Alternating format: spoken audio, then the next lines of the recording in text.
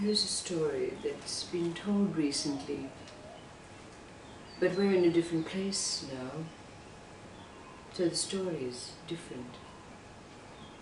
But first, there's that little anecdote about Mullah Nasruddin. He was on a pilgrimage one time and walking down the road when he happened to encounter a Muslim imam who was heading in the same direction. And then they started chatting and walking along the road, and they came across a priest. So the three of them got to sharing a little bit, and as it was coming to dusk, having reached a companionable amount of agreement, they decided that they'd pool their money and get some food from town and share it for their evening meal, which they did. But after they'd finished their evening meal, they had a very small piece of halwa left, this wonderful sweetmeat, sugary, full of honey and so forth. But they decided that they would keep it till the morning. And they said, whoever had the most significant dream throughout the night would get the halwa in the morning. Well, the night passed, and in the morning the Imam said that he dreamt that he was in Mecca circumambulating the Kaaba, and had a story to tell about it. And then the priest said, oh, I was taken up into the celestial realms where I saw Jesus sitting on his throne, and went on with his story. And when it came to Mullah Nasruddin's turn, Mullah Nasruddin said, well, I had a dream that a voice came to me which said, eat the halwa. So I did.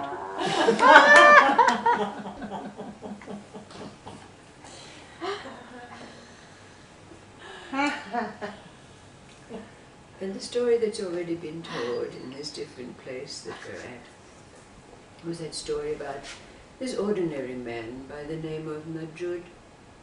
Now, Majud was a petty official in the Department of Weights and Measures in the town.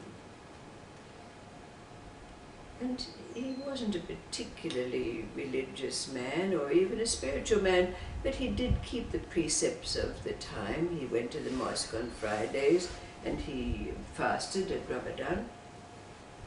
But then one day, the great prophet, Qadir, as he's known to the Sufis, he's called the Green One because he often appears in a green robe, appeared to Majud and said to him, meet me by the river in 3 days' time.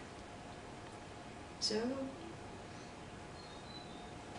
Majud went to his superiors and he said, I'm leaving my job. And they were greatly surprised.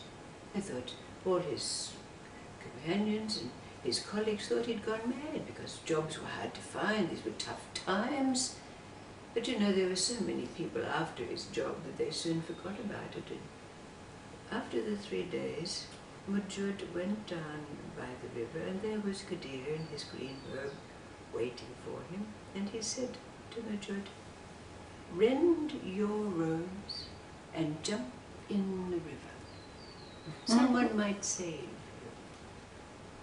So without a moment's hesitation, Majud rent his clothing and dove in the fast flowing river. Now he could swim, so he didn't drown, but he was carried in the very fast current down the river's way until a fisherman on the side of the river happened to see him and hauled him in and said, you stupid man, what are you doing in the river? And Majud said, I don't really know. But anyway, the fisherman said, well, let's go to my hut and I'll dry you out and we'll see what happens. Well, after they came to the fisherman's hut, the fisherman learned that Majud could read and write, that he was literate. So he invited Majud to stay with him and teach him literacy. And in turn, they fished together and Majud learned the ways of the rivers and the fish and how they ran and so forth. And after about a year or so there, Majud had another visitation from Kadir, who said to him, "Now leave this place and take the road. Something will happen." So in his fisherman's garb, Majud went off on the road. He didn't know where he was going, but the road was leading somewhere, so he followed the road, and then coming the other way was a farmer with his wagon, and he saw Majud there in his fisherman's clothes, and he hailed him.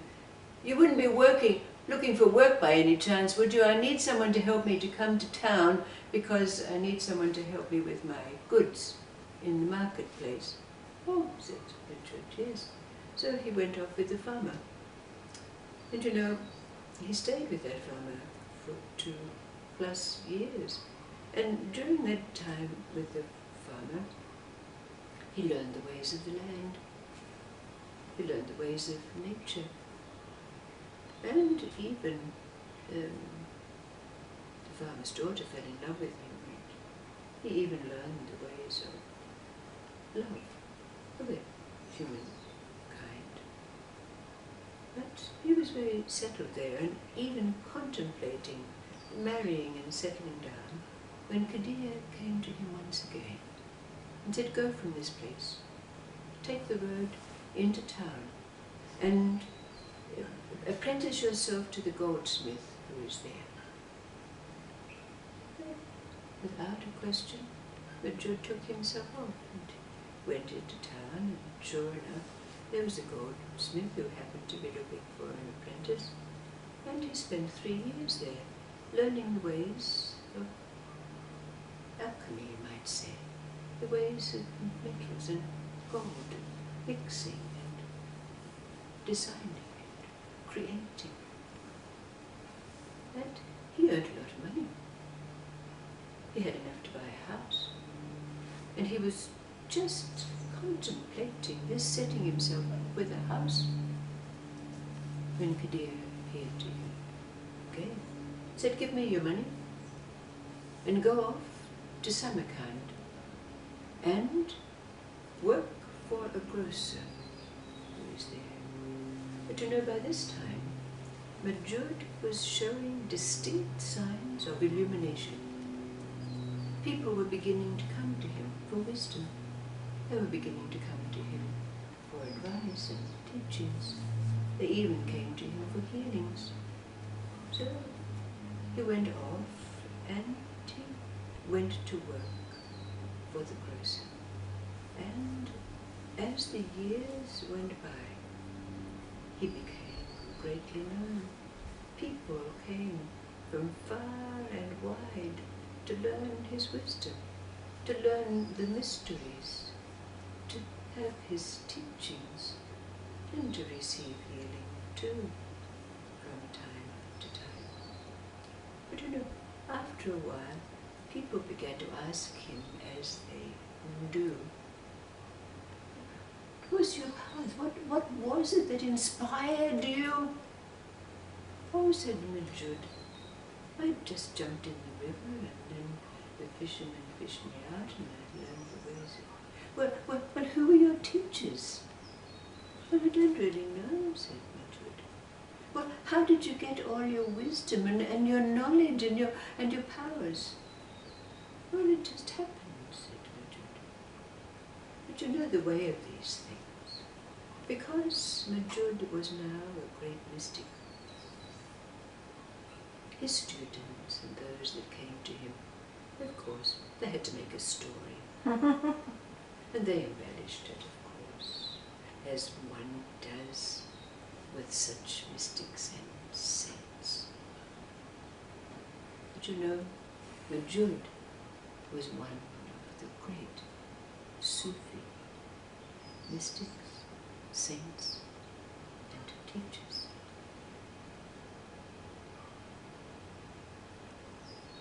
That was the name that was given him. I won't tell you his name. You can find it out yourself.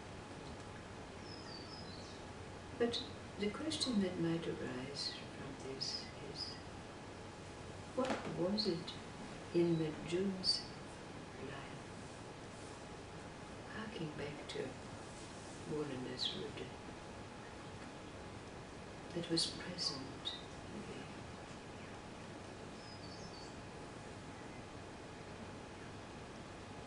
In each of those phases of his life. What was present there? What's been present in your life? It has risen up and impelled you on. Oh, all that change. Now I have to give that up, move on. Not knowing what's going to be down the road. Not knowing what's going to come. But knowing it's done. Something's finished. Isn't it? We don't need it. We haven't needed a Kadir in a green robe to tell us this. What is it that's been present in our life? Being hungry? Yes. Yes. That, yes.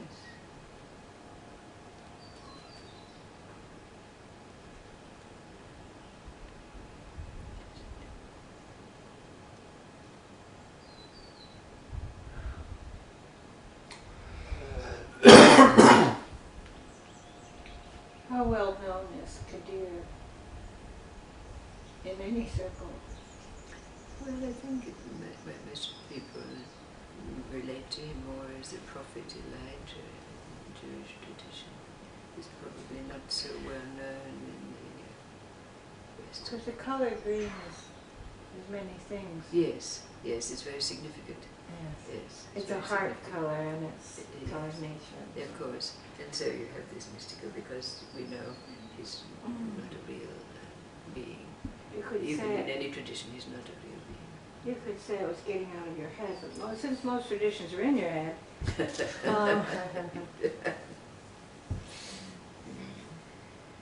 the faith, the willingness to see. Okay, let's see.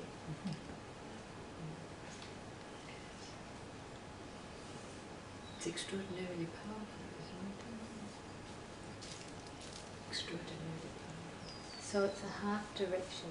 Is that what the green signifies? I'm asking the question.